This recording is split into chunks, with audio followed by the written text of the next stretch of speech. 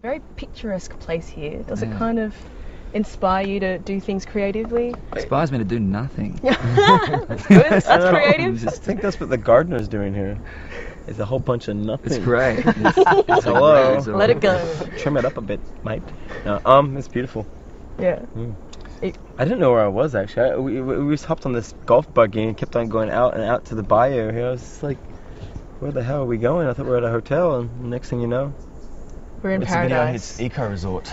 I love it. Now I want to talk about musicianship, because both of you on stage when you're playing launch into epic long solos. One of the most viewed things you've ever done is pretty much an instrumental track, John. And then Keith, in the past, I did some work with the Country Music Channel in the past and saw some of your old stuff, and you know, and a lot of people out there might not realise that you really are quite extraordinary on the guitar. Well, maybe they do now after Funky Tonight.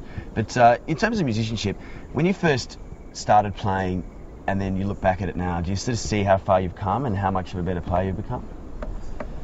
I don't know if I have a real opinion on that, you know. I think yeah, I mean, but that's all a part of just getting older. I think, you know, I don't think getting better at playing is about playing all the time. I think it's about living life, and then that need to express something different is what comes through in the playing.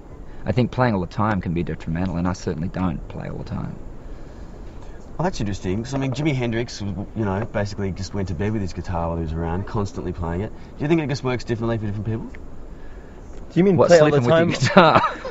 Do you mean, I'm sure that works very differently. do you mean like playing solos all the time, or actually putting the guitar down and off time? Putting the guitar down, step away for a little while and actually live life that's away from music. So then you come back to it with this incredible, I mean, certainly that's been my experience, to come back to it with such a joie de vivre again, you know, to get, oh man, and it's like the first time you picked it up again. Otherwise it just gets monotonous and loses its thing, you know? Yeah, right. Anyway. Is it different for you, John? You sort of play every moment you can? Do I play every moment I can? No, I think it's a mixture of both. I mean, I find if I don't play my instrument a certain amount, that I can't do what I want to do on it. Like, I can't express what's going on in my heart and in my mind and my spirit. So I need to keep a certain amount of physicality up. And I don't know if that's because the nature of the instrument I play, or because I'm just lame. But so I try to keep a little bit of it up. I like the idea of a disciplined kind of practice, which I don't really have, but I like the idea of it. I like the idea of people who really have an art form, whether it be yoga or karate or music, and they see it as a discipline to a certain degree. But I do agree with Keith that you have to let it breathe, and you have to actually have experiences that bring stories to your craft. If you're just hanging around all the time with your instrument, you're not actually going out and getting in the water. Literally, you can't bring your guitar in the water, and other things like that. You're not having sex because you have a guitar with you, and that's kind of not cool.